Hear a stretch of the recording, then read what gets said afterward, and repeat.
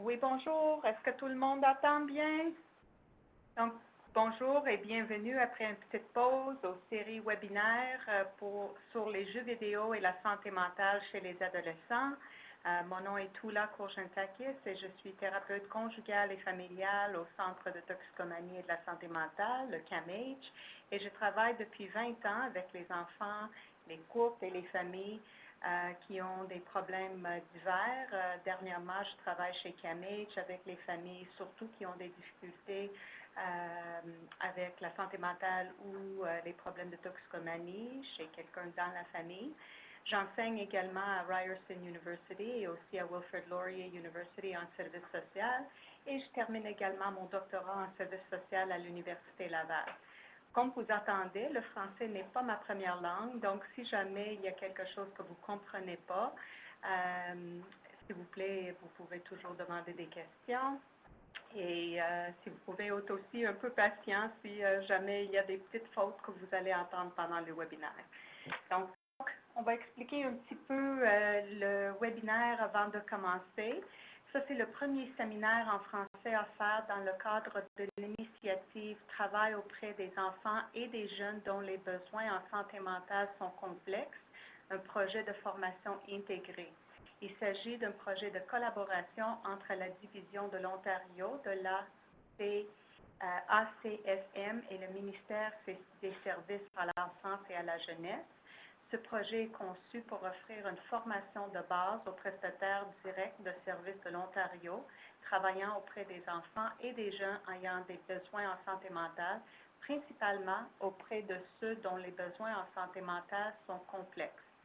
Ce projet comprend 3 volets, soit un répertoire direct de la formation déjà offerte en Ontario.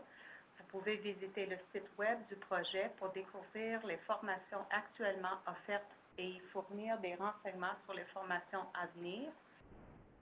Deuxième, 2 séminaires, dont celui-ci est le premier, et aussi un cours en ligne en 6 parties axé sur les services brefs qui sera offert au printemps 2015. Le webinaire d'aujourd'hui vous est présenté grâce aux efforts de collaboration de CAMH et de la Division de l'Ontario de l'ACFM. Donc, on va définir, avant de commencer, on va donner une définition sur les besoins complexes en santé mentale des enfants et des jeunes qui vivent des problèmes de santé mentale graves, multiples, rares ou persistants qui nuisent à leur fonctionnement dans la plupart des milieux, par exemple à la maison, à l'école et dans la collectivité. Ça sert à définir les besoins complexes en santé mentale. On retrouve, par exemple, dans cette catégorie, une liste non limitative des enfants et des jeunes aux prises avec des troubles concomitants et des diagnostics multiples, des troubles aggravés par l'exclusion sociale, des démêlés avec le système de justice et des antécédents de traumatisme. Aussi, ce sont des enfants et des jeunes qui ont grandement besoin de ressources et de services multiples, bien coordonnés, indépendamment du fait qu'ils aient accès ou non. Aussi, dans le cadre de ce projet, le terme « jeune » désigne les personnes âgées de 29 ans et moins. Si vous voulez plus d'informations sur les formations à venir, vous pouvez visiter le site web au www.complexneeds.ca en français. Et si vous avez des questions encore, vous pouvez garder vos questions, peut-être les noter, puis on va prendre des questions à 12h30. Donc, on va commencer avec notre présentation. Depuis 20 ans, nous avons vu une croissance exponentielle de la technologie. Nous avons accès à plusieurs informations en ligne, des façons extrêmement rapides de communiquer simplement en cliquant un bouton, des médias sociaux pour diffuser des informations professionnelles et personnelles, des jeux vidéo en ligne, et j'en passe. Nous constatons beaucoup de bénéfices avec ces changements. Mais malheureusement, il y a aussi des contraintes qui sont reliées avec l'usage de la technologie. Et ces difficultés sont plus graves étant donné que ce phénomène est encore inconnu. Pour ceux qui sont nés avant 1995, nous sommes décrits par le chercheur Mark Prensky, les immigrants digitales. Même si on travaille toute la journée avec la technologie, nous l'avons apprise comme deuxième langue. Pour les jeunes nés après 1995, toujours selon Mark Prensky, ils sont décrits comme les natifs digitales. Nous avons besoin de plus de recherche et sensibilisation pour bien comprendre plusieurs enjeux en lien avec l'usage des jeux vidéo et la santé mentale chez les enfants et adolescents. Cette présentation examinera ce que nous savons en date d'aujourd'hui sur les adolescents, la santé mentale et les jeux vidéo. Alors, les items qu'on va regarder aujourd'hui, premièrement, on va essayer de comprendre c'est quoi le problème, c'est quoi la définition, quels sont les termes. Deuxièmement, quels sont les taux de prévalence. Troisièmement, les facteurs contributifs. Donc, quels sont les facteurs qui contribuent à ce problème-là? Quatrième, quels sont les troubles concomitants? Donc, qu'est-ce qu'on voit qui a une tendance à être un trouble qui va souvent avec les troubles, avec les problèmes de jeux vidéo? Cinquième, quels sont les signes d'un problème potentiel?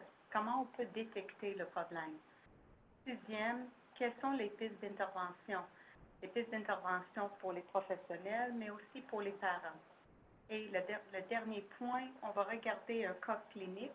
Ce n'est pas le dernier point, mais quelque chose qu'on va examiner en septième, c'est un cas clinique pour discuter un peu, puis aussi pour avoir une idée, ça ressemble à quoi quand on travaille avec les jeunes qui ont ces difficultés-là. Et après, on va avoir du temps pour des questions et pour la discussion. Donc, on va commencer avec un petit sondage. La question, à quelle fréquence êtes-vous appelé à travailler auprès d'enfants et d'adolescents qui font une utilisation excessive de l'Internet ou qui jouent à des jeux vidéo de façon excessive? Est-ce que c'est jamais, une fois par mois ou tout le temps?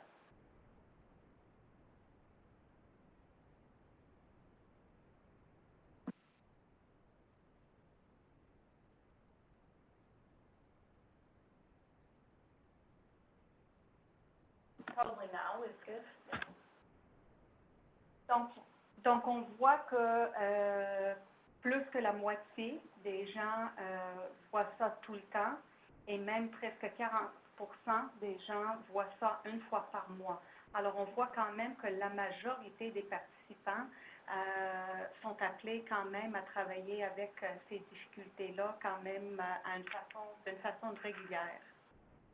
Deuxième question de sondage. Avez-vous l'impression de posséder les connaissances et les outils nécessaires pour résoudre ce problème ou pour travailler auprès de ces jeunes-là? Réponse oui, non ou un peu.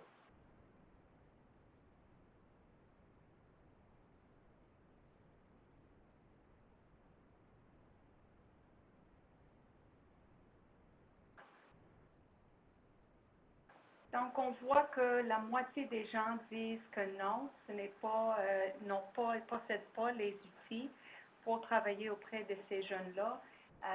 Et presque l'autre moitié dit un peu. Et ça, c'est pas rare. Alors, ça, c'est quelque chose qu'on va discuter aujourd'hui, vu que c'est quand même quelque chose qui est assez nouveau. Il y a plusieurs personnes qui travaillent auprès de ces jeunes qui sont quand même, qui sentent quand même pas utiles pour pouvoir aider ces jeunes-là et même pour mieux comprendre le problème. Donc, on va commencer avec les définitions. Nous avons plusieurs termes, surtout en anglais, plusieurs termes pour décrire ce problème-là. On attend des fois problème d'Internet, on attend des fois problème de jeux vidéo, on attend cyberdépendance. Nous attendons quand même plusieurs termes et ça, c'est une des difficultés parce qu'il y a quand même une distinction entre ceux qui ont une difficulté avec Internet et ceux qui ont des problèmes de jeux vidéo. En fait, la recherche démontre que la majorité qui ont un problème avec la technologie, c'est surtout avec les jeux vidéo, surtout les jeunes et les adolescents.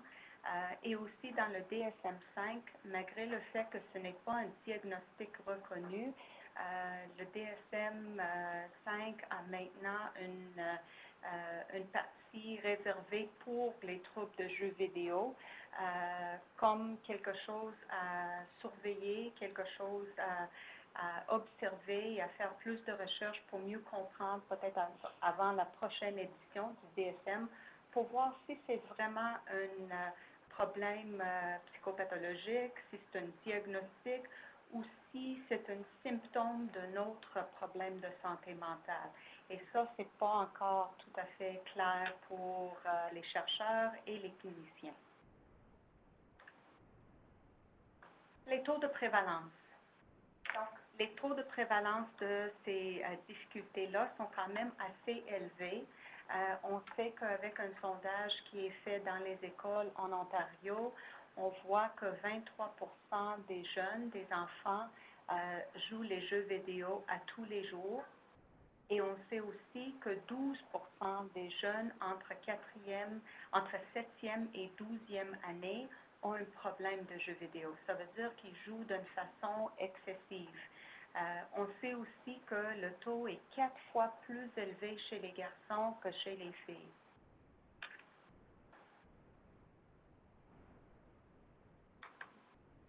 Donc, pour mieux comprendre pourquoi il y a quelques jeunes, 12% des jeunes qui développent un problème de jeux vidéo et il y a des jeunes qui ne développent pas de problème de jeux vidéo, ou il y a des jeunes peut-être qui passent beaucoup de temps à l'ordinateur, mais ce n'est pas nécessairement quelque chose de problématique.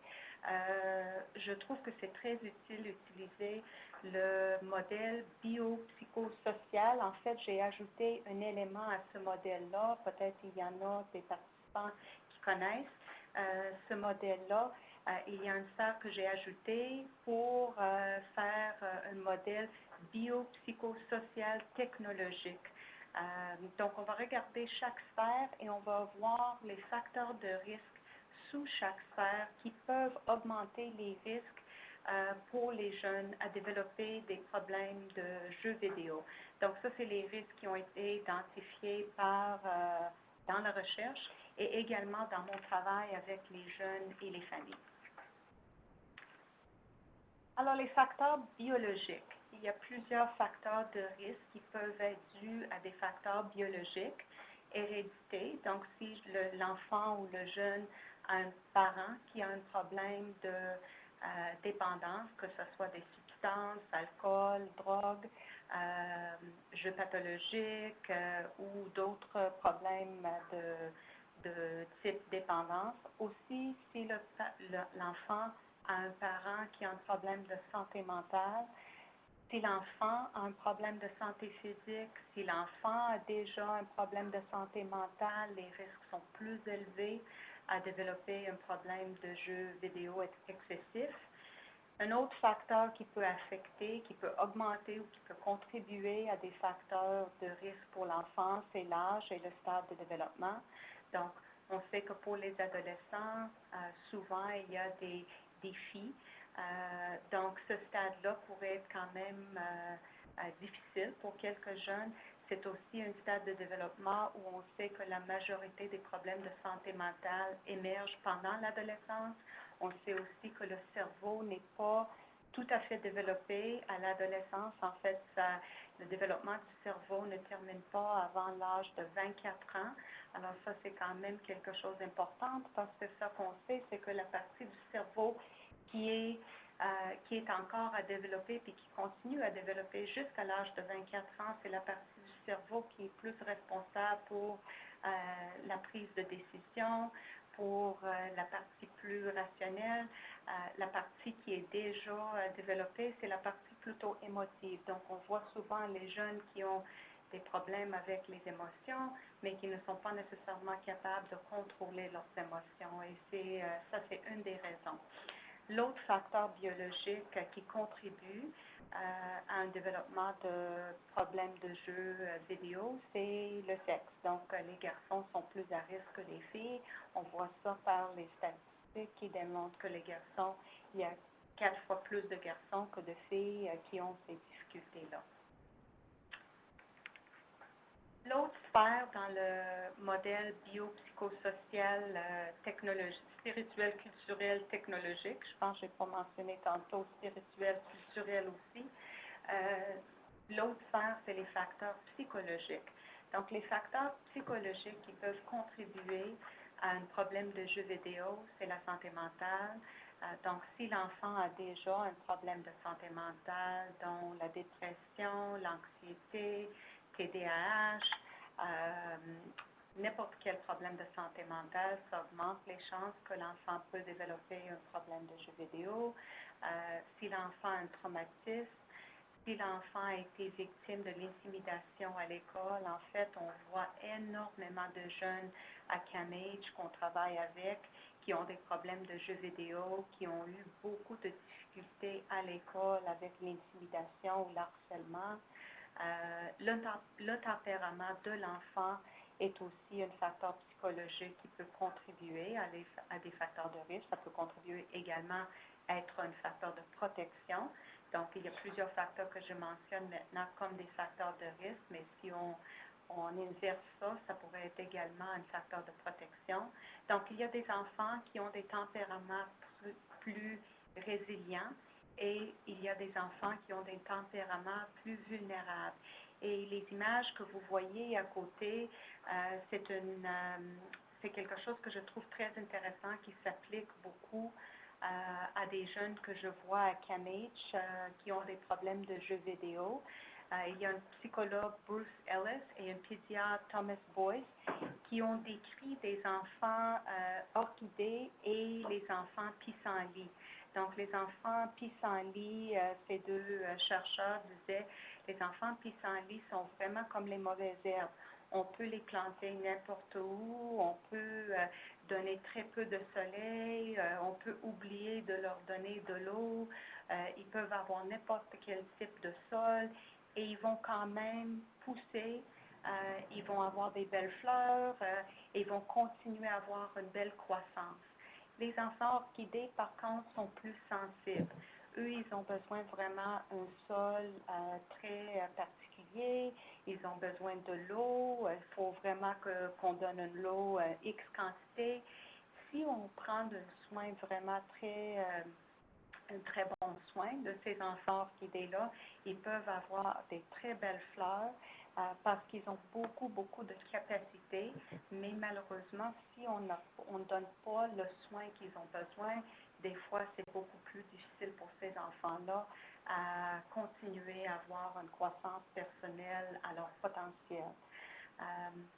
L'autre facteur de risque sous les facteurs psychologiques, c'est les troubles d'apprentissage. On voit souvent les enfants avec des problèmes de jeu qui avaient beaucoup de difficultés à l'école, des difficultés pédagogiques, et aussi l'estime de soi. Donc, les enfants avec un plus bas estime de soi peuvent utiliser l'ordinateur et jouer les jeux vidéo plus souvent.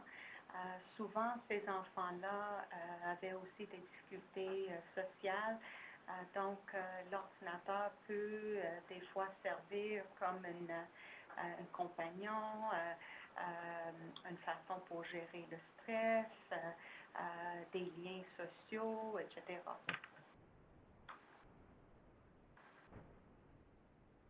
L'autre sphère qui décrit les risques, les facteurs de risque pour les enfants, c'est les facteurs sociaux, spirituels et culturels.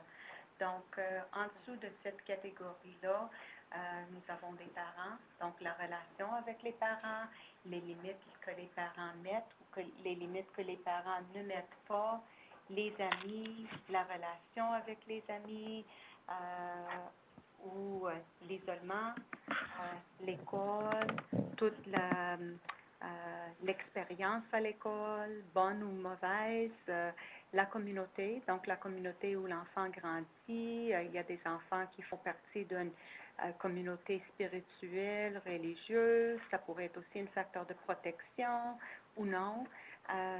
Et finalement, un sentiment d'appartenance. Alors ça, on voit ça souvent avec ces enfants-là qui peuvent être très isolés. Un sentiment d'appartenance à un groupe n'est pas nécessairement très présent.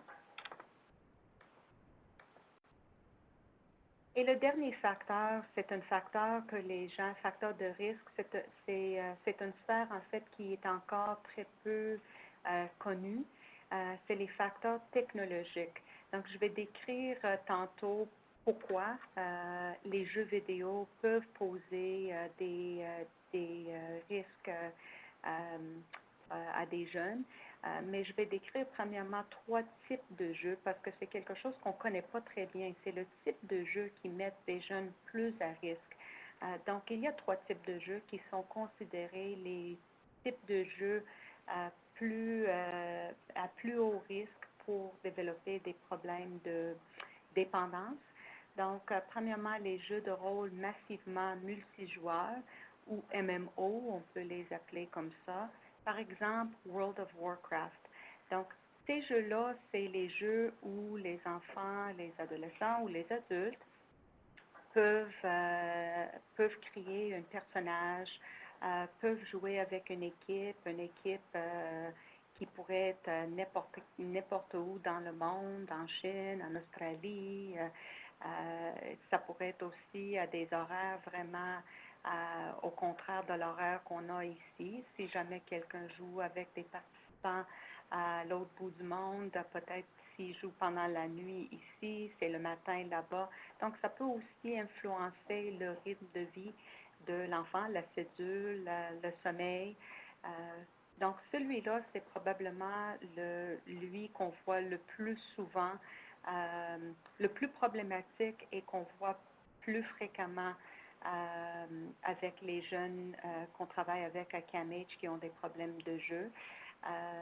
Et je vais expliquer tantôt pourquoi en plus de détails. L'autre type de jeu qui est problématique, c'est les jeux de tir, first person shooter, ils peuvent appeler ça comme ça aussi en anglais. Par exemple, Company of Heroes. Ces jeux-là sont un peu plus violents. L'autre type de jeu, troisième type qui est aussi problématique, c'est les jeux de stratégie, par exemple Call of Duty. Donc, pourquoi ces jeux-là sont problématiques? Pourquoi ces jeux-là mettent le jeune plus à risque à développer une cyberdépendance ou un problème de jeu excessif? Bon, premièrement, avec ces jeux-là, il y a souvent un sentiment d'accomplissement pour ces jeunes. Puis si on pense à des facteurs psychologiques, à des facteurs sociaux, ces jeunes-là souvent ont vécu ou vivent beaucoup d'expériences où il n'y a pas un sentiment d'accomplissement. Si on imagine un enfant qui a des troubles d'apprentissage, un enfant qui a des problèmes de santé mentale, un enfant qui a des problèmes à l'école, un enfant qui a des problèmes avec les parents. Donc, dans le jeu, c'est très différent. L'enfant peut développer un personnage avec beaucoup de pouvoir, peut donner n'importe quelle habileté qu'il veut donner à ce personnage-là. Donc, ça peut donner aussi des sentiments de maîtrise et de compétence qui peut évidemment influencer beaucoup l'estime de soi pendant le temps que le jeune joue le jeu. Ça peut influencer l'estime de soi. Ça peut donner l'impression aux jeunes qu'il a beaucoup de liens sociaux. Donc, il y a une cybersocialisation qui se fait en jouant ces jeux-là. C'est difficile à nier que ça se fait parce que c'est vrai qu'il y a quand même une cybersocialisation qui se fait en jouant ces jeux-là. Par contre, ce qu'on sait, c'est que c'est quand même différent que les liens sociaux en personne. Ces jeux-là, malheureusement, sont infinis. Donc, le jeune peut en fait continuer à jouer toute la nuit, peut jouer pendant 4 jours de temps en ligne. Le jeu ne termine jamais. Alors, ça, c'est une des raisons pour lesquelles c'est plus facile à développer une dépendance. est plus difficile aussi à arrêter, cesser le jeu, parce que quand le jeune décide qu'il va arrêter, peut-être il va avoir une équipe qui va être déçue, peut-être il va vouloir continuer à l'autre étape, peut-être il va vouloir réaliser une, une chose vraiment importante. Donc, toutes ces choses-là sont faites dans le design du jeu pour garder le jeune vraiment impliqué dans le jeu plus longtemps. Et les adultes aussi. J'utilise constamment le mot jeune parce qu'on parle des jeunes aujourd'hui, mais ça pourrait être également avec les adultes, malgré le fait qu'on sait que le problème est plus problématique chez les jeunes que chez les adultes. L'autre élément qui est problématique avec ces jeux-là, qui rend ça plus à risque, c'est qu'il y a aussi l'argent utilisé. Et il y a aussi un chevauchement entre les jeux vidéo et le jeu pathologique. Mais on sait aussi que le fait qu'il y a de l'argent utilisé, quand le jeune commence à être à des étapes plus élevées dans le jeu, il faut payer pour avoir des pouvoirs, il faut payer pour avoir de l'équipement. Donc ça aussi, ça pose des problèmes, puis ça garde le jeune aussi plus accroché. L'autre chose qui joue aussi, comme avec des substances ou avec d'autres problèmes, d'autres dépendances, il y a des récompenses intermittentes. Alors ça joue quand même avec le cerveau et ça garde le jeune plus intéressé, plus excité. Il y a beaucoup de jeunes aussi qui utilisent l'ordinateur, les jeux vidéo comme un moyen pour éviter ou un échappatoire. Donc, les jeunes qui vivent des difficultés quand ils jouent les jeux vidéo, en fait, ils disent qu'ils ne pensent à absolument rien sauf le jeu. Donc, c'est un coping, c'est une façon de gérer leur stress. Ça ne veut pas dire que c'est une bonne méthode pour gérer leur stress, mais pour plusieurs jeunes, ça peut servir quand même à un moyen ou un outil pour gérer tout ce qu'ils vivent. Alors, qu'est-ce qu'on voit dans la recherche et également à CAMH avec les jeunes qu'on voit en termes de troubles concomitants avec les jeunes qui ont des problèmes de jeux vidéo? Alors, nous, à CAMH, la majorité des jeunes qu'on voit font de la dépression, également de l'anxiété, surtout l'anxiété sociale. On a aussi un bon pourcentage qui ont TDAH ou qui ont eu un diagnostic de TDAH ou qui ont eu des professionnels à l'école qui ont dit qu'il y avait des difficultés avec l'attention. Nous avons quand même un nombre considérable de jeunes qu'on travaille avec qui ont des problèmes d'autisme. Alors, nous, la recherche démontre aussi ces 4 troubles-là, souvent reliés avec les jeux vidéo. Comme je disais tantôt, les 2 plus communs à CAMH, en fait, c'est rare qu'on voit quelqu'un qui a un problème de jeux vidéo qui ne fait pas de la dépression et ou l'anxiété parmi les clients qu'on serve à CAMH. Quels sont les signes d'un problème potentiel? Alors, il y a plusieurs signes que les professionnels ou les parents peuvent avoir comme signe d'un problème potentiel de jeux vidéo. Premièrement, une préoccupation avec les jeux vidéo. Alors, un jeune qui parle souvent des jeux vidéo, un jeune qui a de la difficulté à penser à autre chose, un jeune qui veut toujours décrire avec excitement son jeu vidéo préféré, un jeune qui devient très facilement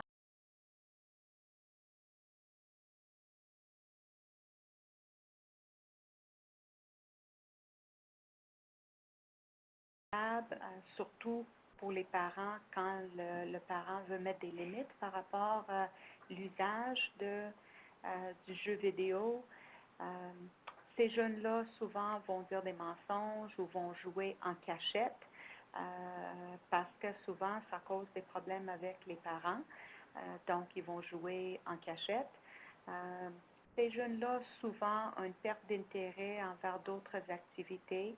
Alors, quand on leur demande qu'est-ce qu'ils font à l'extérieur de l'école, des activités, souvent, il n'y a pas grand-chose qui se passe ou pas beaucoup. Euh, souvent, ces jeunes-là vivent une retraite sociale et aussi psychologique, donc un isolement. Souvent, ces jeunes utilisent le jeu comme un échappatoire. Euh, souvent, ces jeunes-là continuent à jouer malgré les conséquences. Donc, malgré le fait que ça cause des problèmes à l'école, malgré le fait que ça cause des conflits avec les parents, le jeune a quand même la difficulté à arrêter.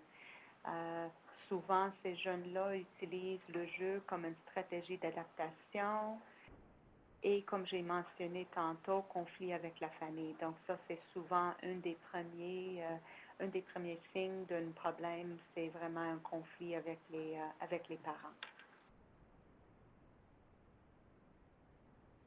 Donc, qu'est-ce qu'on fait? Malheureusement, les meilleures pratiques ne sont pas encore développées, donc on essaie vraiment d'expérimenter, d'essayer des outils en utilisant des connaissances que nous avons par rapport à des problèmes de santé mentale. Donc, à CAMH, par exemple, nous utilisons beaucoup d'interventions qu'on utilise avec les jeunes qui ont des problèmes de dépression, des jeunes qui ont des problèmes de l'anxiété, et aussi des stratégies et les interventions qu'on utilise avec ceux qui ont des problèmes de toxicomanie. Donc, les mêmes types d'interventions, les mêmes modèles d'intervention, parce que nous n'avons pas encore les meilleures pratiques développées par rapport à des jeux vidéo problématiques. Donc, en termes de pistes d'intervention, la première des choses qui est vraiment importante qu'on doit faire plus souvent, c'est l'éducation.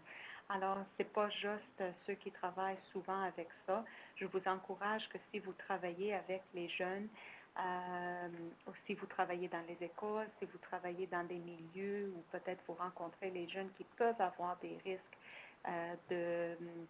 qui peuvent avoir des problèmes de jeux vidéo excessifs, d'essayer de développer des petites formations, des ateliers, des discussions sur ces difficultés-là, parce que ce n'est pas encore connu. Ce n'est pas encore connu pour les professionnels, ce n'est pas encore connu pour les parents, ni pour les jeunes. Donc, plus qu'on en parle, plus que ça va aider à sensibiliser tout le monde sur les risques, Il y a plusieurs parents qui me disent, quand je travaille avec eux, que s'ils savaient quand leur jeune avait 10 ans, s'ils savaient quand leur jeune avait 14 ans, que ça avait des risques, peut-être ils auront fait ça différemment. Quand on parle de l'alcool, par exemple, les parents commencent, ça ne veut pas dire qu'ils mettent toujours des limites, ça ne veut pas dire que tout est parfait, que le chemin est complètement droit, mais nous avons beaucoup plus d'informations disponibles sur tous les risques. Donc, pouvoir faire un petit peu plus d'éducation, ça serait très utile. L'autre chose, c'est le dépistage. Donc, quand on travaille avec les jeunes, ça, c'est quelque chose qu'on devrait inclure dans nos évaluations. Donc, on peut toujours demander des questions sur combien d'heures le jeune joue par jour, quels sont les types de jeux que le jeune joue, est-ce que le jeune a d'autres problèmes à l'extérieur des jeux vidéo, est-ce que le jeune considère que c'est problématique, est-ce que le parent considère que c'est problématique, est-ce que c'est quelque chose qui cause un conflit avec les parents, est-ce que le jeune fait autre chose à l'extérieur de la maison ou à l'école. Donc, c'est tous ces types de questions-là qui peuvent nous aider à mieux comprendre la situation chez le jeune et à voir si peut-être ça c'est vraiment un problème pour le jeune. L'autre chose, intervention précoce, donc essayer d'intervenir le plus vite possible, comme avec les problèmes de santé mentale et aussi parce qu'on sait très bien qu'avec les jeux vidéo excessifs, souvent il y a des problèmes de santé mentale chez ces jeunes-là. Et les jeux vidéo, en fait, souvent, quand c'est excessif, en fait, augmente des problèmes de santé mentale. Donc, ça n'aide pas l'anxiété, ça n'aide pas la dépression, ça n'aide pas l'autisme, ça n'aide pas le TDAH. Souvent, les jeunes vont dire qu'ils trouvent ça aidant. Ils trouvent ça aidant dans le moment même, mais en fait, ça ne les aide pas à long terme ni à mi-terme. Donc, intervenir plus tôt, c'est sûr que ça diminue le risque que ça devienne un problème plus grave, plus persistant, plus sévère. Ça serait vraiment très bien si on avait des services intégrés. Je sais que c'est plus facile à dire. C'est pas nécessairement toujours la réalité. Puis quand je parle de services intégrés, c'est pas toujours facile d'avoir des services de santé mentale et des services de toxicomanie, dépendance intégrés sous un toit.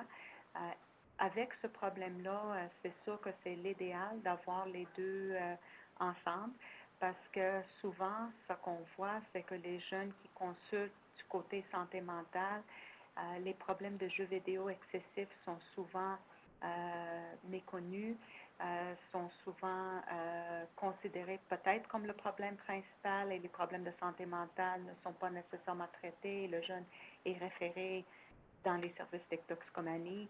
Et le contraire peut arriver aussi, que si le jeune est référé dans les services de toxicomanie, les problèmes de santé mentale ne sont pas assez bien traités. Donc, idéalement, les services intégrés ou idéalement qu'on essaie de développer vraiment plus de connaissances des deux pour pouvoir bien servir ces jeunes-là. C'est important aussi donner du soutien à la famille et d'impliquer la famille dans toute l'intervention qu'on fait.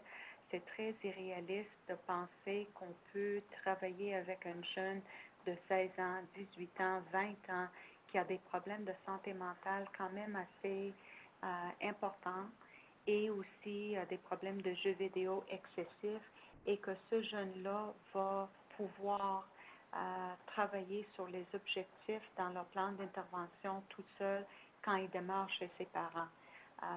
Moi, je vois ça très rarement. Ça prend absolument la collaboration des parents pour les aider à mettre en place des outils, pour utiliser les outils qu'on leur apprend, pour outiller les parents, pour sensibiliser, éduquer les parents sur ces problèmes-là. Donc, l'implication des parents est très importante. Parfois, c'est le jeune qui ne veut pas impliquer les parents. Parfois, c'est le parent qui est frustré, qui veut juste laisser le jeune à notre porte, qui ne veut pas nécessairement s'impliquer plus qu'il faut parce qu'ils sont fatigués. Mais ce que je trouve dans notre équipe, c'est que quand on essaie d'expliquer des deux côtés, qu'on explique aux jeunes, puis qu'on explique aussi aux parents l'importance d'avoir les deux impliqués, souvent il y a des bons résultats. L'autre chose que je vais inclure dans ça, c'est que parce que c'est encore un problème qui est quand même pas très connu, parce que c'est quand même assez nouveau, parce qu'il n'y a pas beaucoup de services développés, des fois, c'est utile d'avoir des personnes ressources pour consulter, qui peut nous aider à mieux travailler avec ces jeunes-là. Si jamais vous travaillez auprès de ces jeunes et vous ne savez pas à qui vous pouvez vous référer, si jamais vous avez des questions, vous pouvez toujours nous contacter à CAMH et soit on peut vous donner de la consultation ou on peut vous référer à des ressources appropriées dans votre région. Donc, pour mieux comprendre comment ça ressemble un problème comme ça quand on travaille avec un jeune, avec une famille, je vais vous décrire un cas d'une jeune, d'une famille que j'ai travaillé avec. J'ai changé beaucoup de renseignements, donc pour protéger la confidentialité pour cette famille-là. Mais je dois dire que ça ressemble à plusieurs jeunes qu'on voit. Plusieurs situations, plusieurs diagnostics, plusieurs réalités. Il y a beaucoup, beaucoup de ressemblances. Donc, je vais vous décrire un peu le cas et à la fin, je vais vous demander des questions et par la suite, nous aurions du temps pour demander des questions et avoir aussi un petit peu de discussion.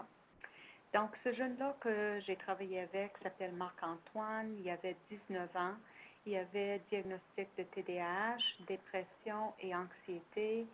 Il était dans un programme avancé quand il était à l'école secondaire et primaire, ça veut dire une classe pour enfants surdoué, mais il souffrait aussi de la dysgraphie. Donc, c'est un trouble d'apprentissage.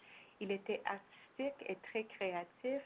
Je vais retourner peut-être à son trouble d'apprentissage parce que je pense que c'est très pertinent de savoir que vu qu'il avait un problème de dysgraphie, un trouble d'apprentissage, son plan d'intervention, comme vous allez voir dans l'autre point, disait que c'était fortement suggéré qu'il utilise un ordinateur pour tous ses travaux.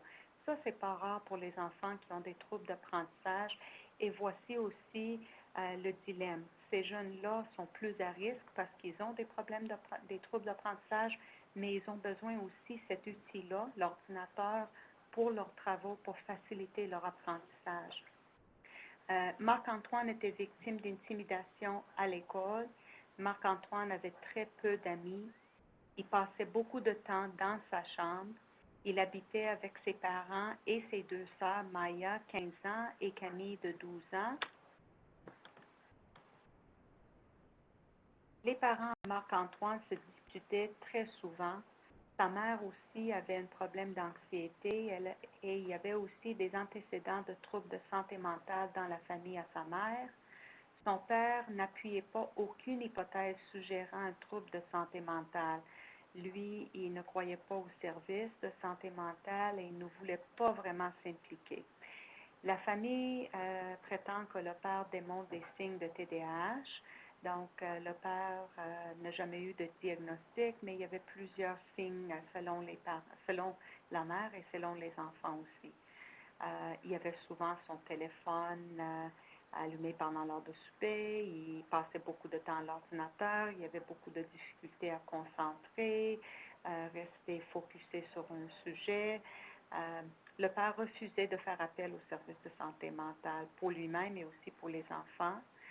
La sœur Maya avait plusieurs diagnostics. Elle avait un trouble alimentaire, elle avait des problèmes de grattage de la peau. Ça, c'était quelque chose qui a nécessité beaucoup de services et beaucoup d'hospitalisation. Et elle faisait aussi la dépression. Elle avait un trouble obsessif-compulsif. Elle faisait l'automutilation et elle a eu aussi 3 tentatives de suicide. Marc-Antoine a entamé sa première année d'université en sciences informatiques il y a 2 ans. Par contre, comme plusieurs jeunes qu'on voit à CAMH, il a échoué à tous ses cours à sa première session. Donc, en petite parenthèse, je vais juste ajouter ça. Premièrement, nous ne voyons pas à CAMH dans notre programme, nous ne voyons pas les jeunes en bas de 18 ans. Donc, on les voit seulement après l'âge de 18 ans. Et ce n'est pas rare, en fait, c'est très, très commun qu'on voit les jeunes qui ont quand même réussi assez bien, peut-être pas assez bien selon leurs parents, vu qu'il y avait des capacités quand même assez élevées pour réussir à l'école, mais ils ont réussi quand même assez bien à l'école secondaire et à l'école primaire. Mais première année d'université, première année collège, souvent c'est là où il y a un problème pour plusieurs jeunes parce que ça prend beaucoup plus de discipline, beaucoup plus d'organisation. Les parents sont beaucoup moins impliqués et informés de leur progrès à l'école. Donc, c'était le cas pour Marc-Antoine et il n'a pas retourné à l'école. Donc, moi, quand je l'ai vu, ça faisait 2 ans qu'il n'était pas à l'école et il passait la majorité de ses journées dans sa chambre à jouer des jeux vidéo. Les jeux vidéo qu'il jouait, c'était les jeux vidéo que j'ai mentionnés tantôt. C'était surtout les MMO comme World of Warcraft. Il n'avait pas beaucoup d'amis. En fait, il n'avait aucun ami. Il ne travaillait pas et il ne participait pas à aucune activité à l'extérieur. Sa mère a communiqué avec le CAMH, le Centre de toxicomanie et de santé mentale où je travaille, parce qu'elle croyait qu'il souffrait d'une dépendance aux jeux vidéo. Alors ça, c'est en gros la situation. Alors, une petite question, sondage. Selon vous, quel est le principal problème dans cette situation? Est-ce que c'est les jeux vidéo, la santé mentale, les parents ou autres?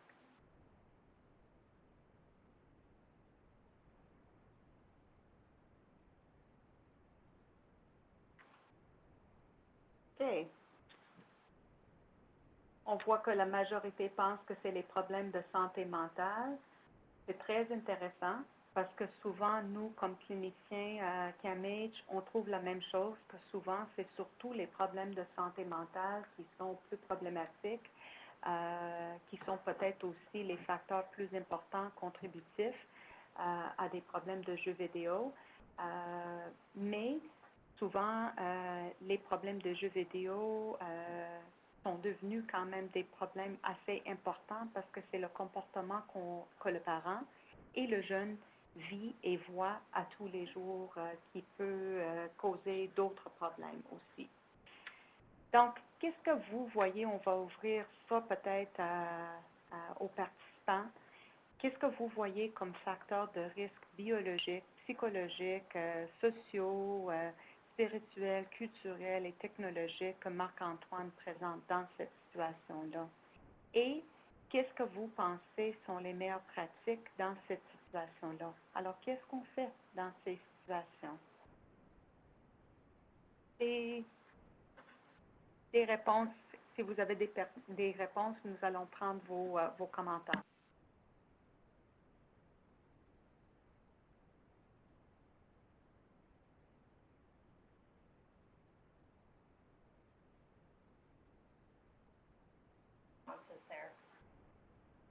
Ceux qui ont des commentaires, vous pouvez les ajouter.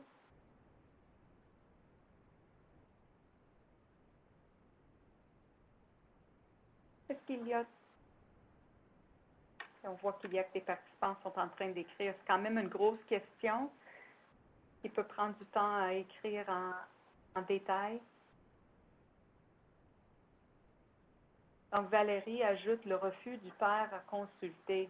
Ça, c'est quand même quelque chose d'assez important et vous avez raison parce que c'est très intéressant. Le jeune, une des choses qu'il a dit dans une de ses premières sessions, c'est que lui, ce qu'il voyait comme le plus gros problème, c'était son père.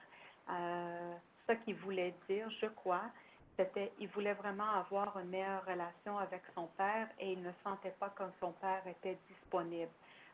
Émotivement, physiquement. Alors ça, c'était quand même quelque chose qui était un grand défi dans cette situation-là.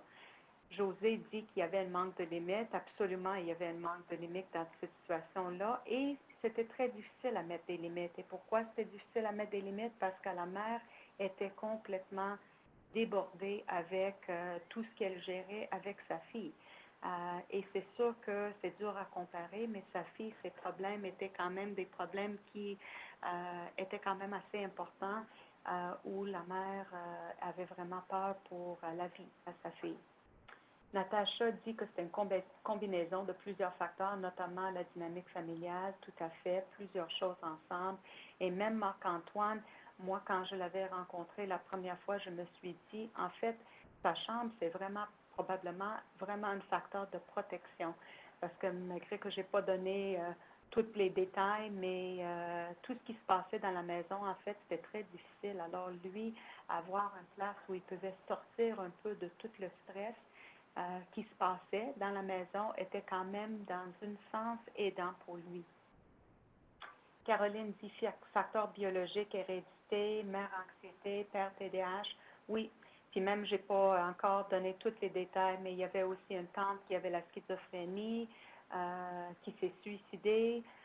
Donc, il y avait quand même assez de difficultés en termes de problèmes de santé mentale héréditaire. Karine ajoute aussi des problèmes technologiques. Les jeux vidéo comme World of Warcraft, c'est un jeu très addictant, donc quelque chose qui est plus à risque pour les dépendances. Et déni aussi comme étant un problème, oui. Caroline ajoute des facteurs psychologiques comme l'intimidation à l'école. C'est une façon de faire du coping avec le jeu. Donc oui, ça tout à fait était vraiment un facteur de protection dans un sens parce que lui, quand il se sentait stressé, il sortait de ce stress-là en étant dans sa chambre, en utilisant l'ordinateur, malheureusement, il est devenu un problème parce qu'il passait vraiment tout son temps dans sa chambre. Alexandre ajoute le fait qu'il semble y avoir beaucoup d'avantages à jouer, contenu. Contenu, je vois pas l'autre mot, le jeune vit dans son quotidien. Compte tenu de toutes les difficultés que le jeune vit dans son quotidien, oui, c'est sûr qu'il y avait, et c'est ça qui est difficile, c'est que pour beaucoup de ces jeunes-là, il y a quand même des avantages. Mais on voit ça aussi avec les substances, hein. On voit qu'il y a des avantages. S'ils n'avaient pas des avantages, les gens ne feront pas ça. Ils font ça parce que d'un sens, ça leur apporte quelque chose. Malheureusement, quand on voit que c'est complètement déséquilibré et ça apporte plus de conséquences que de bénéfices, c'est là où ça commence à être plus problématique. Lana ajoute qu'il y a un manque de personnes de confiance, absolument. Il y avait sa mère, mais sa mère était quand même, elle était quand même une personne extraordinaire. Et son père aussi dans sa façon. Mais malheureusement, les deux parents étaient limités plus limité en termes de qu'est-ce qu'ils pouvaient offrir comme support. Premièrement, ils ne comprenaient pas assez c'était quoi exactement la difficulté, comment gérer ça. Et il y avait aussi leur attention qui était tirée par leur fille qui avait aussi des difficultés et leurs propres difficultés personnelles et des difficultés dans le couple aussi. Karen dit, comme M. Poulain a identifié, les jeunes deviennent une réalité pour la personne et il se fait des amis, c'est ça. Je vais juste lire le dernier point. Caroline dit, les parents ne sont pas outillés pour faire face à ce problème. Oui, le père aussi est pris avec les problèmes de technologie. Oui, tout à fait. Donc, toutes ces choses-là on peut dire qui sont, mettons, des petites choses, mais c'est beaucoup de petites choses qui peuvent aussi contribuer à un problème. Donc, on voit qu'il y a d'autres participants qui ont des questions aussi ou des commentaires à ajouter. Et après ça, on peut ouvrir ça peut-être à vos questions plus grands sur les problèmes de jeux excessifs, jeux vidéo excessifs et aussi des problèmes de santé mentale. Donc, Joanne ajoute qu'il y a des problèmes, il y a un manque d'activité sociale assez importante. Exactement. Pas d'amis, pas d'activité. Et ça, on sait, ça c'est quelque chose d'important aussi à vraiment souligner, c'est qu'on sait qu'avec la dépression, quelque chose qui est vraiment important, c'est l'activation. Ça veut dire le mouvement, des activités. Plus qu'on ne bouge pas, plus qu'on ne fait pas grand-chose, plus que ça augmente des symptômes de dépression. Même chose pour l'anxiété. Donc, puis on sait qu'il y a d'autres raisons plus complexes par rapport au cerveau et les effets que les jeux vidéo excessifs, l'utilisation de jeux vidéo d'une façon excessive ont sur le cerveau, qui peuvent aussi augmenter des problèmes de dépression et des problèmes d'anxiété, ainsi que les autres problèmes de santé mentale aussi. Donc, ça aide pas pour ces jeunes-là parce que il y a un qui contribue à l'autre. Donc, le problème de jeux vidéo excessifs contribue à la santé mentale. Les problèmes de santé mentale ajoutent des difficultés de problèmes de jeux vidéo excessifs. Lana veut savoir si nous avons introduit des groupes de mindfulness dans nos programmes de santé mentale. Donc ça, c'est un très bon point. C'est quelque chose que nous avons, en fait, peut-être tu peux prendre une minute pour vous dire qu'est-ce qu'on fait à CAMH avec ces jeunes-là. Nous avons des suivis individuels, nous avons des suivis familiales aussi avec les jeunes et nous avons également des groupes pour les jeunes. Nous avons deux groupes, phase 1 et phase 2. Le phase 1 focus surtout sur l'utilisation de jeux excessifs avec un volet qui est quand même avec un volet qui est aussi en dessous qui est relié à la santé mentale. Donc, nous touchons quand même sur la santé mentale. Nous avons des séances, 6 séances dans le phase 1. On regarde des thèmes comme la récréation, les stratégies de coping, les bénéfices et les conséquences des jeux vidéo, comment établir un but, un objectif dans un plan d'intervention, dans le traitement. le soutien social, des activités, la santé mentale. Donc, ça c'est tous les thèmes qu'on aborde dans le phase 1. Et nous avons aussi un volet mindfulness dans toutes les séances de phase 1. Ça veut dire qu'à toutes les séances, nous utilisons peut-être 5 minutes, 10 minutes pour faire un petit exercice de mindfulness pour aider ces jeunes-là à commencer à développer d'autres stratégies de coping, d'autres stratégies pour gérer leur stress, pour gérer leurs émotions, pour apprendre à focuser sur le présent. C'est quelque chose que les jeunes apprécient énormément. Les jeunes dans nos groupes sont en général entre l'âge de 18 à 25. On prend des fois cas par cas, mais on peut prendre des jeunes un peu plus vieux, mais en général, la majorité sont entre 18, 24, 25. Nous avons également une phase 2. Le phase 2 du groupe, c'est pour les jeunes qui ont déjà terminé le phase 1. Et dans le phase 2, le focus est vraiment beaucoup plus sur la santé mentale. Donc, les jeux vidéo excessifs, ça fait partie quand même du groupe, mais nous regardons plus en détail la santé mentale et comment gérer l'anxiété, comment gérer la dépression avec ces jeunes-là. Donc, je vais vous retourner à vos commentaires. Et je vais ajouter aussi que nous sommes en train de regarder à développer un groupe de mindfulness, juste un groupe de mindfulness, spécifiquement pour ces jeunes-là, donc pour les jeunes qui ont déjà fait le phase 1, le phase 2, qui veulent avoir un focus beaucoup plus sur le mindfulness. Nous donnons déjà des groupes de mindfulness pour d'autres clients qui ont des problèmes de jeux pathologiques, mais pour les jeunes qui ont des problèmes de jeux vidéo excessifs, nous n'avons pas encore développé ces groupes-là, mais nous sommes en train d'examiner la possibilité d'avoir des groupes comme ça.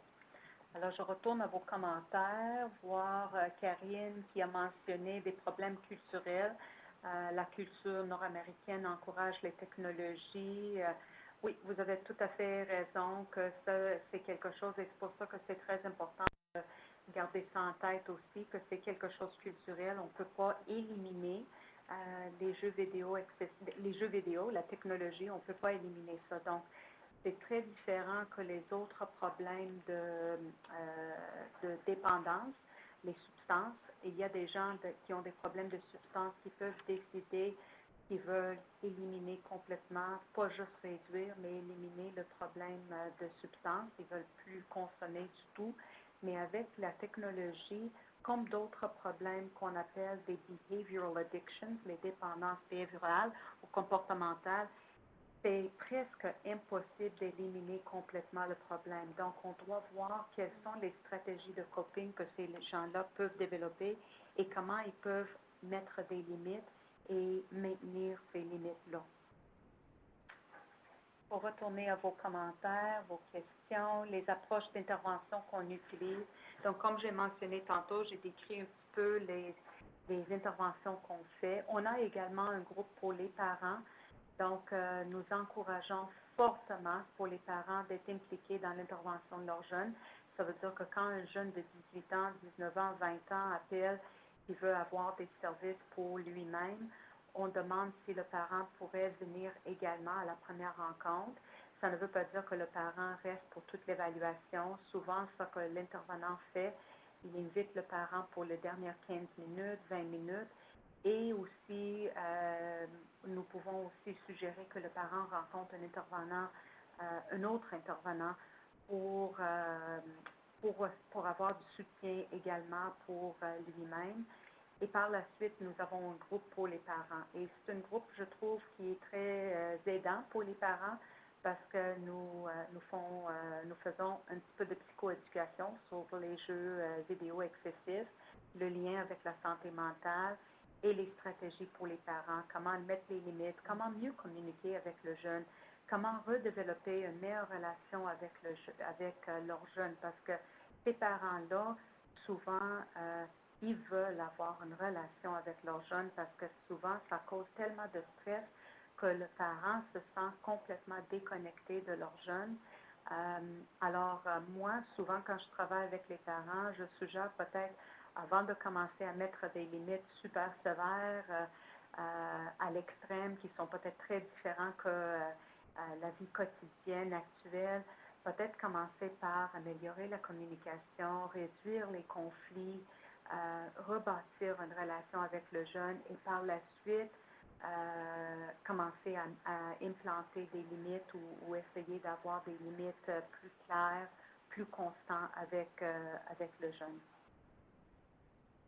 En termes d'outils d'évaluation, parce qu'il y a des gens qui demandent des outils d'évaluation qu'on utilise, nous avons des outils qu'on utilise. Il y a pour ceux qui sont intéressés, il y a un questionnaire développé par Kimberly Young, qui est un questionnaire qui peut dépister s'il y a un problème de jeux vidéo.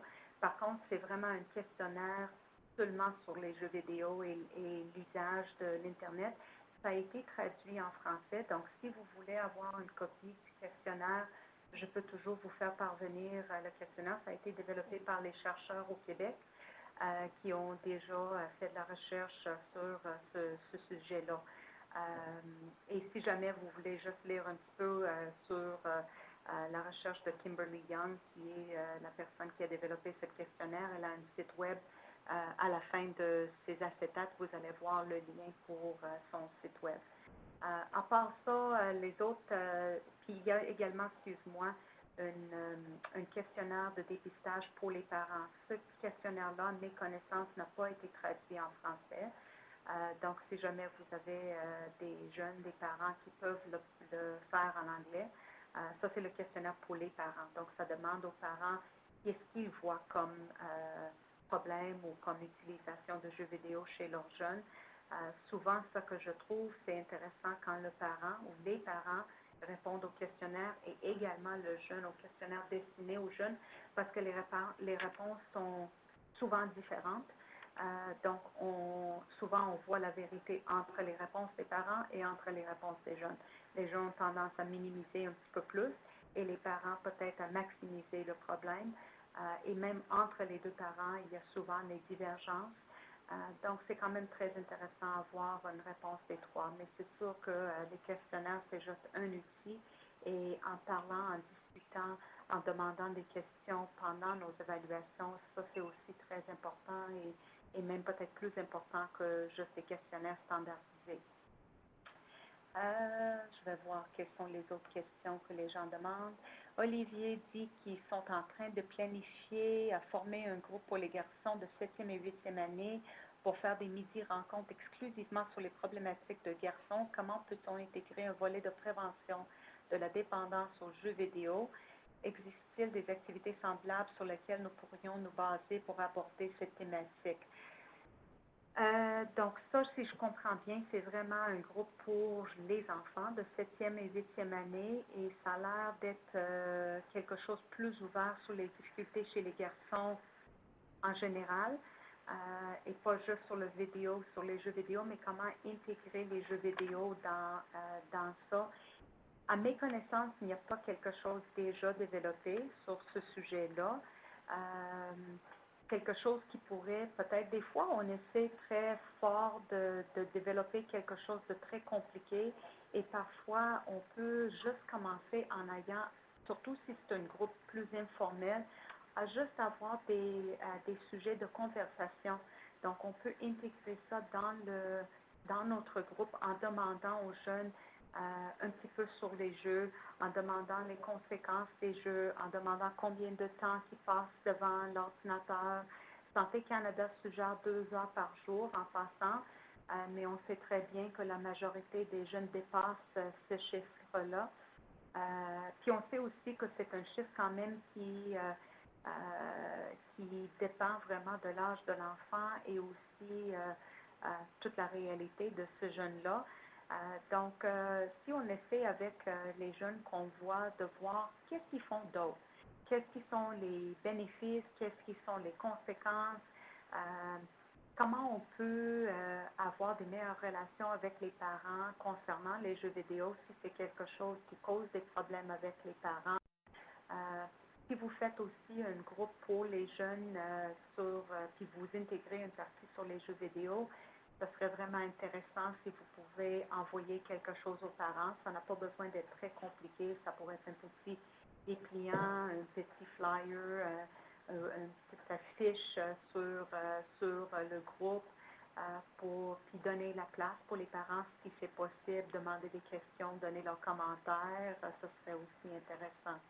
Mais malheureusement, il n'y a pas à mes connaissances un groupe déjà monté. Si vous avez besoin, par exemple, des suggestions, vous pouvez toujours communiquer avec nous à CAMH, puis nous pouvons vous aider à monter ça. Moi, je prends un congé sabbatique pour quelques mois. Donc, à moins que vous me contactez cette semaine, vous pouvez me contacter cette semaine, mais après cette semaine, même vous auriez déjà, si vous m'envoyez un courriel, même aujourd'hui, vous allez voir qu'il va y avoir un message automatique qui va dire que je suis déjà en congé sabbatique. Mais cette semaine, je peux vous répondre. Après cette semaine, vous pouvez communiquer avec ma collègue Lisa Pont, P-O-N-T. Elle ne parle pas français, mais elle est quand même disponible comme consultante si vous avez des questions par rapport aux jeux vidéo, les jeunes, la santé mentale, nos groupes, nos services, qu'est-ce que nous faisons, comment vous pouvez essayer d'appliquer ça dans votre milieu. Nous donnons beaucoup de soutien aux autres centres à travers la province de l'Ontario, donc nous sommes quand même assez habitués à avoir des appels et des discussions avec plusieurs centres. Et aussi, nous n'avons pas toutes les réponses, mais nous parlons quand même assez souvent avec les autres centres, donc on peut partager aussi qu'est-ce que les autres centres font à nos connaissances.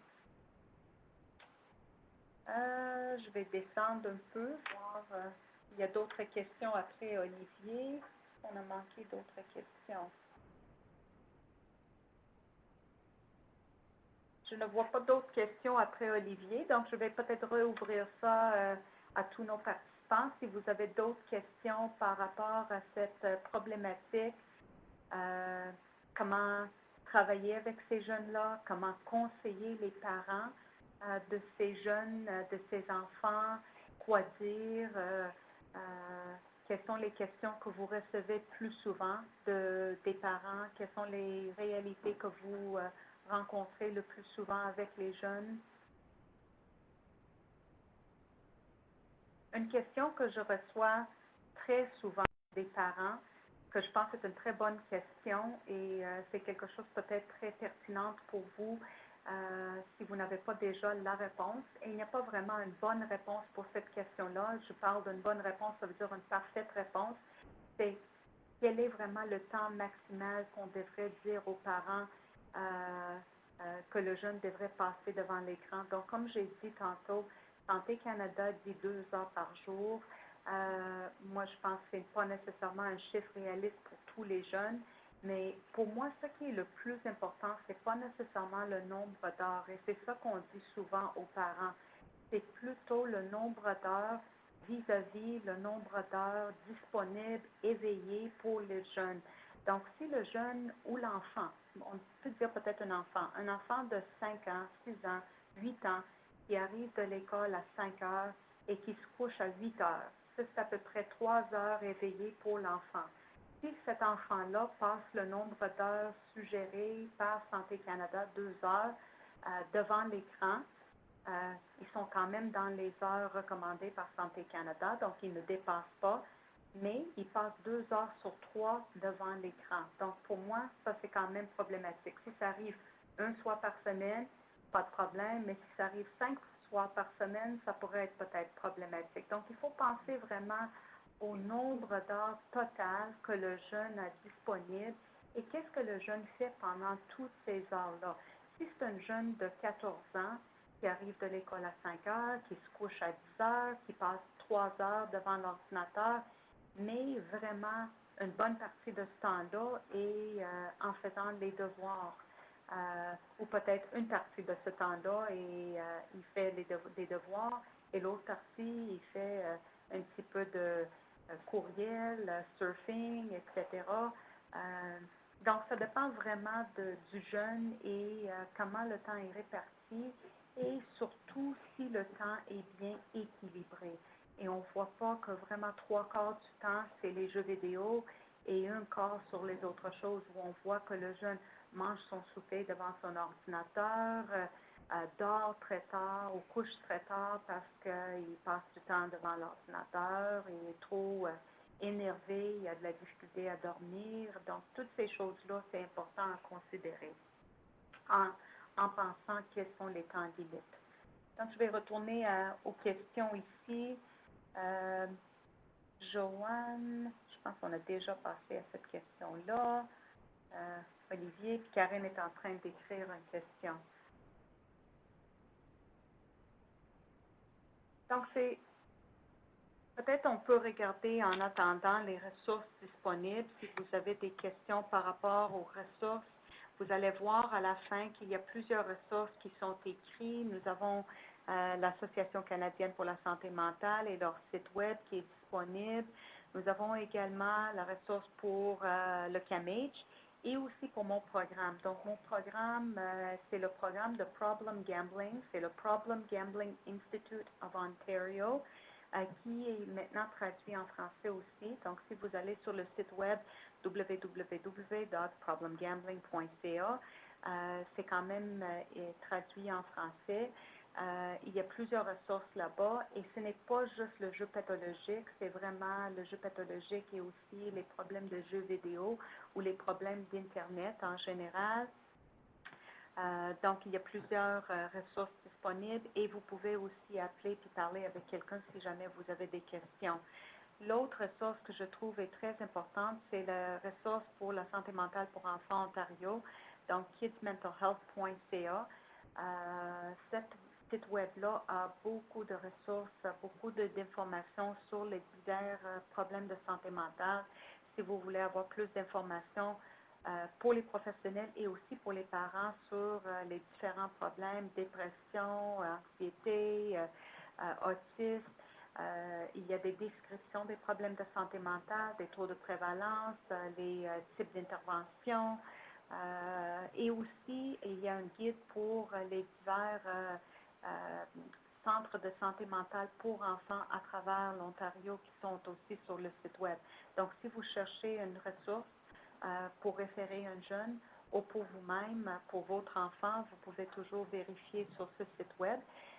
L'autre ressource que je trouve très intéressante pour nos clients qui sont entre 18 et 24 ans, c'est Good to Talk. C'est une nouvelle ressource qui est faite par la même association qui fait Jeunesse J'écoute.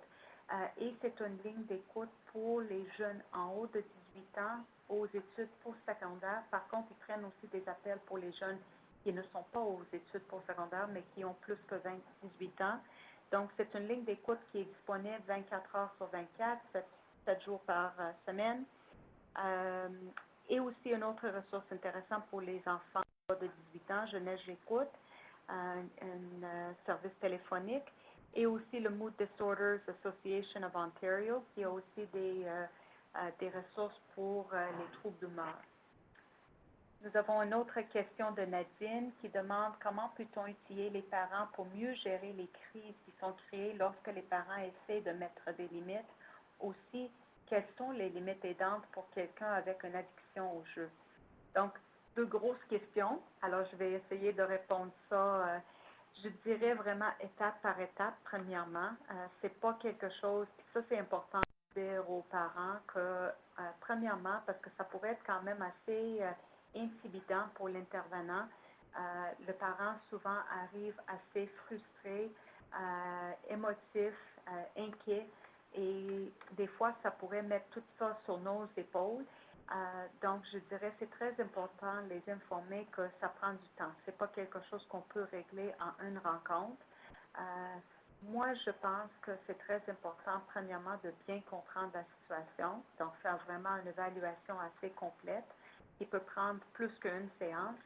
Deuxièmement, de s'assurer que nous avons tous les services nécessaires pour essayer de travailler sur cette difficulté-là. Si le parent croit que l'enfant a un problème de jeu vidéo excessif, mais vous voyez qu'il y a peut-être aussi des symptômes de problèmes de santé mentale qui n'ont jamais été diagnostiqués, ça pourrait être très intéressant de référer le jeune également ou l'enfant à un psychiatre, un pédopsychiatre ou un service de santé mentale pour enfants. L'autre chose aussi, c'est d'essayer de vraiment faire une chose à la fois.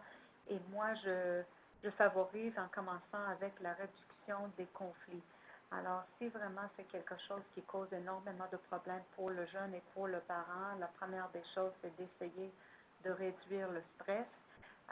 Donc, travailler un petit peu sur la communication entre parents et enfants, comment le parent communique avec le jeune, comment le parent fait des demandes de, de tâches ménagères, comment le parent essaie de communiquer les limites aux jeunes. Est-ce que c'est fait avec les messages jeux? Est-ce que c'est fait avec les messages plus accusatoires? Est-ce que c'est fait en criant? Donc, tout ça, c'est très important à mettre en place avant de commencer à réinventer des limites peut-être très différentes. Et par la suite, essayer de réduire. Donc, peut-être en commençant avec l'ordinateur est placé où? Est-ce que c'est dans la chambre du jeune? C'est sûr que si le jeune a plus que 18 ans, ça, c'est très difficile à changer à 19 ans, 20 ans. Mais si l'enfant est encore assez jeune, ça, c'est une des choses que je demande aux parents à réfléchir. Pas nécessairement faire, parce que ce n'est pas chaque truc qui fonctionne avec chaque parent, mais premièrement, de penser à où est l'ordinateur? Est-ce que c'est dans la chambre de l'enfant? Ou est-ce que c'est dans une pièce commune pour toute la famille? Est-ce que le parent sait qu'est-ce que l'enfant fait quand il est à l'ordinateur? Est-ce que les heures d'ordinateur sont bien établies à l'avance? Est-ce que le parent a bien expliqué à l'enfant quand ton temps est déjà échoué, c'est telle chose qui va arriver? Ou est-ce que le parent, à 9 heures, quand le parent dit OK, c'est terminé à 9 heures, est-ce que le parent devient très fâché, commence à crier et débranche l'ordinateur et là, ça devient une crise? Donc, toutes ces choses-là sont très importantes à penser à l'avance. Qu'est-ce que le parent fait dans les cas où l'enfant n'écoute pas? Quelles sont les conséquences? Et c'est sûr que, bon, une conséquence qui pourrait fonctionner, c'est de limiter le temps la prochaine fois. Donc, si le jeune n'écoute pas, ne respecte pas les limites, réduire le temps la prochaine fois, ça pourrait être très aidant. L'autre chose par rapport à des limites, c'est très important de penser à est-ce que le jeune joue très tard? Parce qu'on sait que si le jeune joue très tard, ça affecte le sommeil. Alors, ça aide si le jeune arrête de jouer au moins 1 heure avant l'heure de coucher pour avoir du temps pour se reposer et à se détendre avant l'heure de coucher.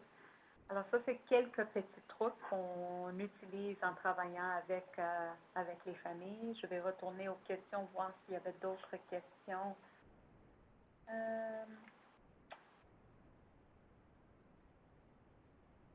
Donc, à quel endroit je peux trouver les outils d'évaluation? Donc, les outils d'évaluation, c'est une bonne question. Si vous parlez des outils que j'ai parlé tantôt, les questionnaires, je peux vous envoyer ça si vous communiquez avec moi directement. Donc, si vous voulez m'envoyer un courriel, mon courriel est sur les acétates, ou si vous communiquez avec le CMHA, l'Association canadienne de santé mentale, et leur demander des questionnaires, si jamais vous n'avez pas mon courriel, vous pouvez communiquer avec eux qui vont communiquer avec moi et je vais vous envoyer le questionnaire. Le seul questionnaire, je vais vous rappeler, qui est disponible maintenant à mes connaissances en français, c'est le questionnaire pour le jeune. Donc, c'est un questionnaire qui évalue l'utilisation de jeux vidéo ou Internet chez le jeune, mais le questionnaire pour les parents est disponible en anglais seulement à mes connaissances. Les autres outils d'évaluation, malheureusement, à mes connaissances, il n'y a pas d'autres outils que je connais. En français, je suis quand même je fais partie d'une communauté d'intervenants, de chercheurs internationaux. J'ai envoyé des courriels à plusieurs reprises pour demander des renseignements en français et j'ai eu très peu de réponses. En termes de qu'est-ce qui est disponible présentement. C'est la même chose pour les livres. J'ai fait un petit peu de recherche sur les livres disponibles actuellement. Et à part les articles scientifiques, il y a très peu disponibles en termes de livres aussi en français pour les parents et aussi pour les professionnels. José dit que son centre utilise une combinaison de programmes Triple P, qui est un très bon programme, très bien reconnu, et elle aide aussi les parents en faisant un petit peu d'emotional coaching. pour gérer les émotions par rapport à la crise. C'est une très bonne suggestion, merci. Puis je pense que ça, c'est très important de se rappeler. Donc, merci, José, parce que peut-être le jeu vidéo excessif, c'est quelque chose qu'on connaît un petit peu moins, mais on peut retourner quand même à nos habiletés, nos formations par rapport à l'intervention en général avec les parents et les problèmes de discipline, les problèmes d'établir des limites. Ça aide si on connaît un petit peu sur les jeux vidéo excessifs et sur les problèmes de santé mentale, mais quand on essaie de faire un petit peu de coaching avec les parents par rapport à ça, ça ressemble beaucoup à du coaching qu'on ferait s'il y avait des problèmes quelconques avec leurs enfants ou avec leurs ados. Donc, Eric, bye-bye. Eric dit que c'était un webinaire intéressant, instructif. Merci beaucoup. Merci à tout le monde. Je ne sais pas s'il nous reste des questions. Oh, il y a une suggestion pour un livre, Dépendance aux jeux vidéo et Internet, de Lucia Romo. Merci beaucoup. C'est ça, une communauté d'apprentissage, c'est ça qui est très aidant en ayant des gens qui travaillent dans le domaine, c'est d'avoir des suggestions des autres qui travaillent dans ce domaine-là, parce que c'est encore très nouveau, donc on est vraiment en train de bâtir nos outils, nos ressources, nos connaissances.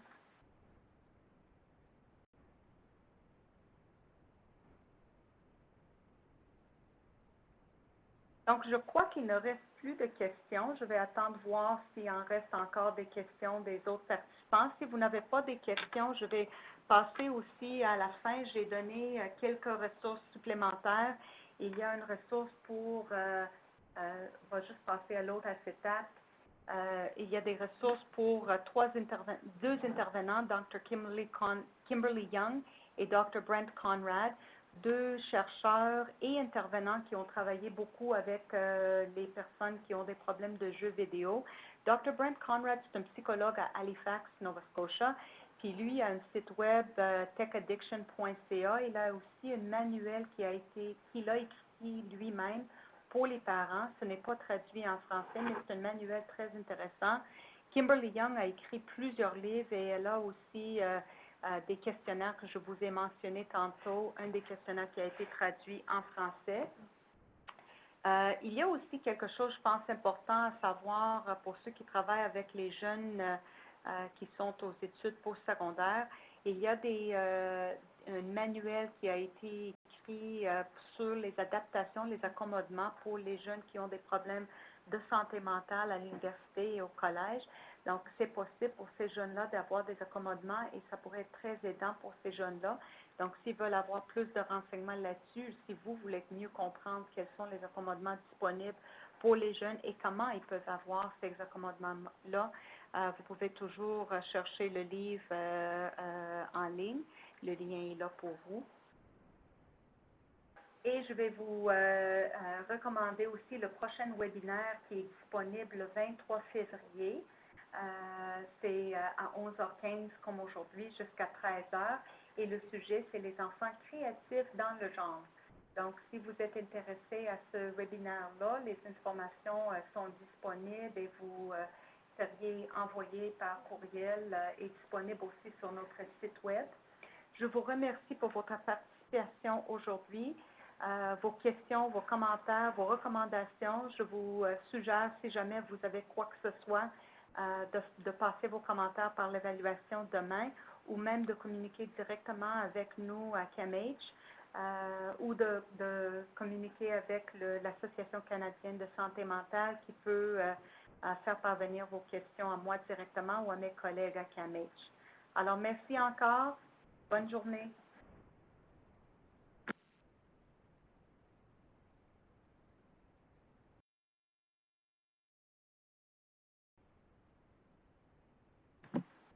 Pour ceux qui écoutent l'enregistrement, nous apprécierons vos commentaires à la fin. Suivez le lien pour répondre à une courte évaluation de cet webinaire. Merci.